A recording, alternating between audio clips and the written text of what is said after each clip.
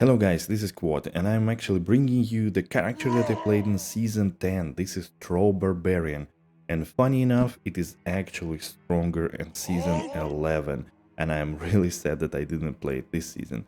Anyways, without any further ado, let's go into this character and see what are the main positives, negatives, how to build it, what items to use and skills. It is really fun, kind of good old style run and gun situation, so let's take a look at it. Alright, let's start with leveling, and I think there are a couple of options. I personally went with Warcry until like level 85 or something, when I could get my weapon. With Warcry it's pretty easy, you go, the prerequisites Howl, you do Warcry, max it out, do the shout, battle command, battle orders. For the weapons, of course, spirits, you need FCR, you need some decent mana, and you are pretty much good to go. Of course, you can always grab the combat reflexes, increased speed, iron skin, and natural resistances. Those are always good. Maybe early on it's also a good idea to grab leap, so you can just go through the campaign a little bit faster and easier. For the Warcry, I would also recommend early on just to get either Act 1 Mercenary with Vigor for faster movement speed and Witch Wild String for Amplify proc, or alternatively Act 4 Mercenary that casts Amplify is also a very good option. So again, for a very smooth playthrough, Warcry is a little bit easier.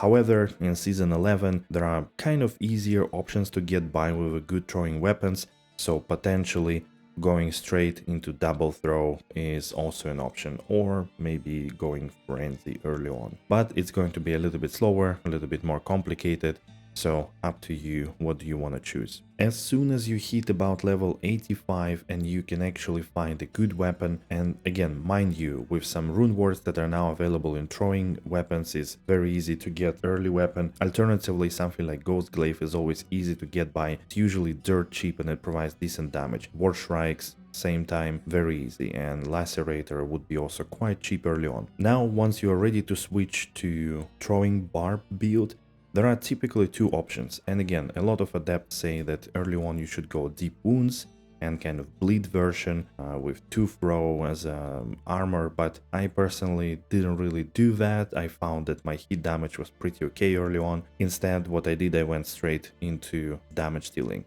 So of course you will need throw mastery, and early on probably a few more points in here. The combat reflexes, increased speed, iron skin, and natural resistance would be your, in the beginning, one hit wonders, maybe a few points into increased speed and combat reflexes. Warcries, you will go more or less Howl, Shout, Battle Orders, and Battle Command. Battle Command increases damage, but also raises the skill level by 2, so pretty much 20 points here is mandatory. And finally, in the combat skills, the Double Swing, Frenzy, and Double Throw are equally important. Frenzy is also getting buffed, so it's gonna get 2 seconds per base level. So again, this is going to be much easier to sustain and not so annoying to kind of randomly run out of it and having to rebuild the frenzy buff. In the late game, I did respec a little bit because throwing mastery diminishing returns on the percentage of critical strike, and only like 4% of damage increase is actually not so substantial. The pierce is good, but again, it's hitting really hard diminishing returns. I wouldn't recommend you to put many points in here. Iron skin and natural resistance are as good with 1 point as can get it. Combat reflexes, however, and increased speed are two areas where you can invest more hard points. Again, getting more attack speed depending on your gear situation and what your breakpoints are could be very useful. Plus the walk and run speed in my case is also more important.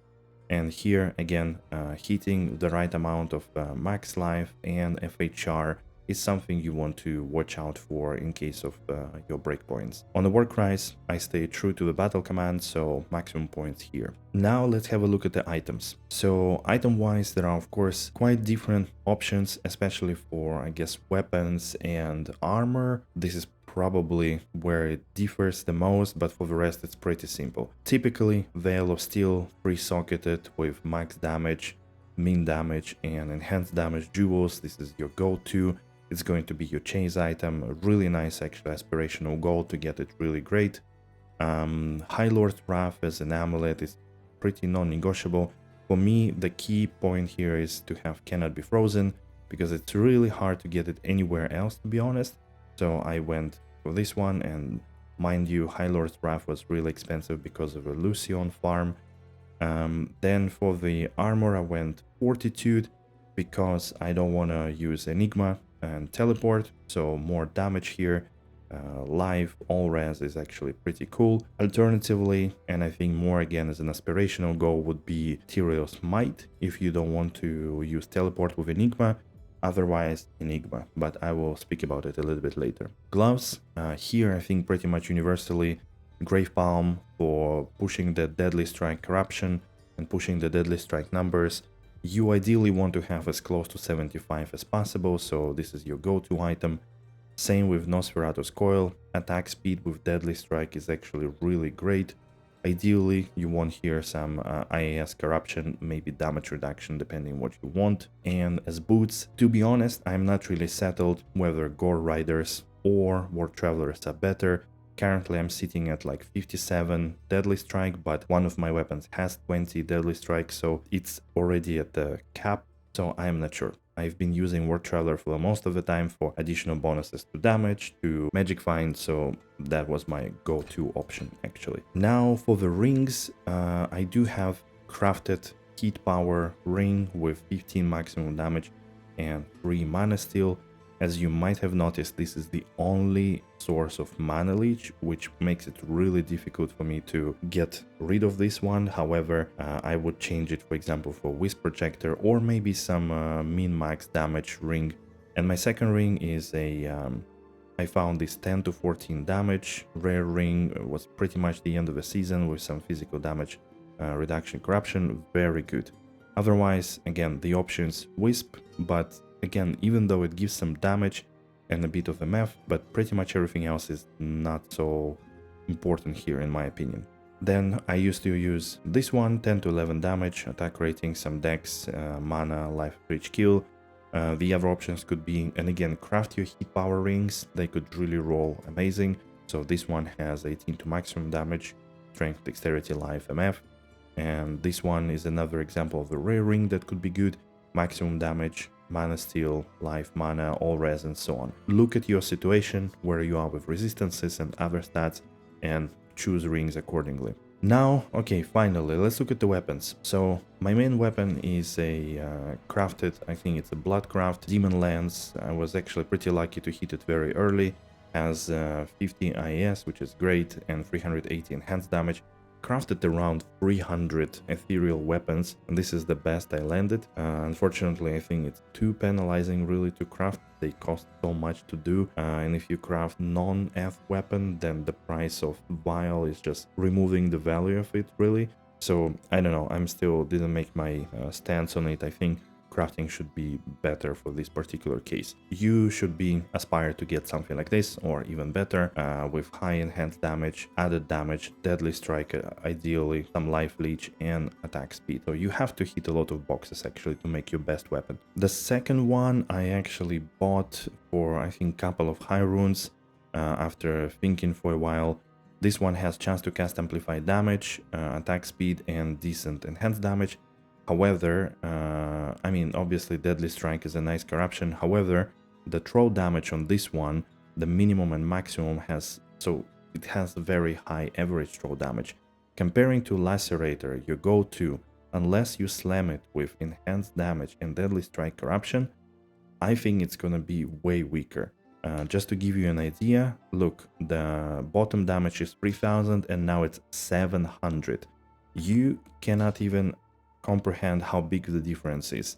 It literally gives me like 20% DPS on maps using this weapon.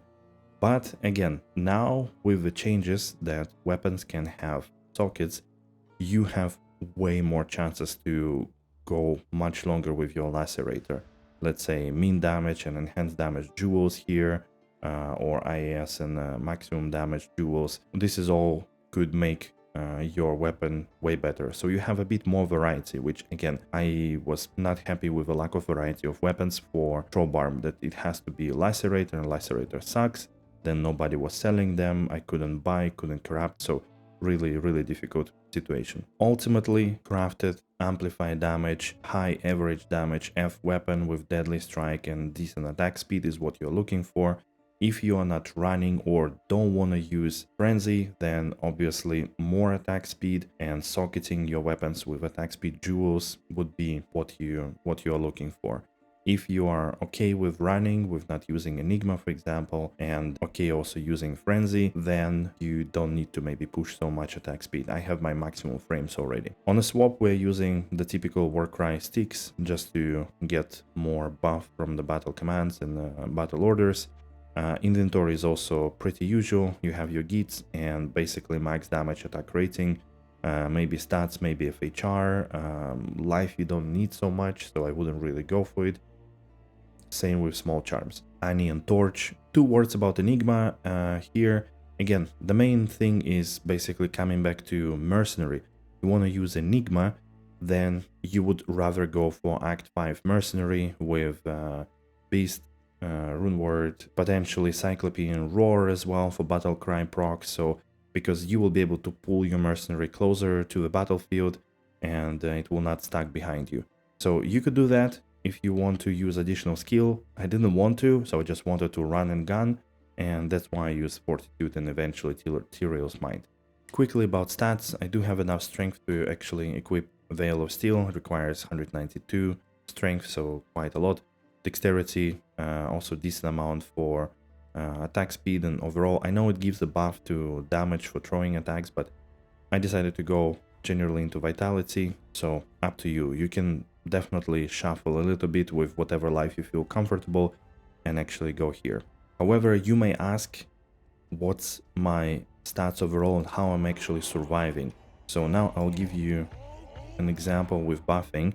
So here, now I do have 10,000 defense, which is pretty good, and naturally as a Barb with Iron Skin and, you know, such things like Veil of Steel and also Fortitude, you will get a lot of defense, so you will have pretty decent defense. Then also with Life Leech, you will pretty much never die. I died 3 times, 2 times to like a bug and disconnect, and once in a campaign. So once again, I can show you real quick. And usually I die a lot, but this time only 3 times. This build is super tanky because pretty much every bounce of your throw will leech life and quite a lot. So you don't need to worry about it that much. And then again, the stats screen here, you will be very good with your resistance most of the time. You cannot really get a lot of damage reduction unless from corruptions, I believe, or going the Nosferatu's coil, but I wouldn't really do it.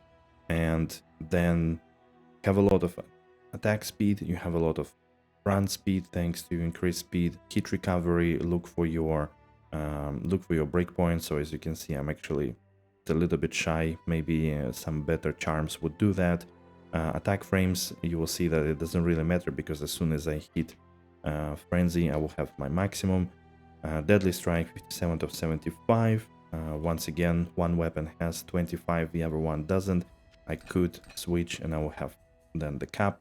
Life Leech is so big that you pretty much don't get hurt a lot. Alright, so now a little example with Frenzy. As you can see, again, you require very little attack speed. You have 6 frames attack, which is, yeah, very fast.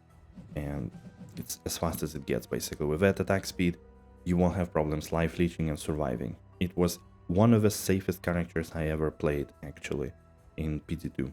Alright, now let's talk about something that pretty much nobody agrees upon. Your Mercenary. So once again, I believe there are 2 different styles. You can either teleport and then utilize your Act 5 Mercenary with Cyclopean Roar, with Battle Cry procs.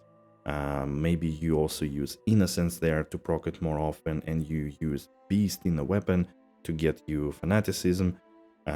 If you like that very fast, very on point, very edgy playstyle, do it. I really wanted to have something more and more chill with more seasons I play, so I chose just fast running with Vigor Aura and getting the same bonuses from Act 1 Mercenary. That's why I went with War Travelers or again Gore Riders, depending how much you want your Deadly Strike be. Triangle's Belt, or Cannot Be Frozen, of course. I did get lucky with the Steel Rend and Chance to Pierce Corruption, Crushing Blow damage, so she deals pretty decent damage with that. Templar's Might, of course, for Might Aura, Giant Skull for Pierce, more damage, Crushing Blow, and things like that. And finally, of course, Faith in a Gargon Crossbow. She hits pretty much, I think, the highest attack speed frame, almost. Okay, it's 9, but if I get something instead of Steel Rands and maybe IES Jewel in the Giant Skull, it will be the maximum frame. So I don't know why I didn't do it, but you know, sometimes you forget these things. All right, now let's have a quick look at the, you know, the performance in the maps. Again, I think it's pretty phenomenal.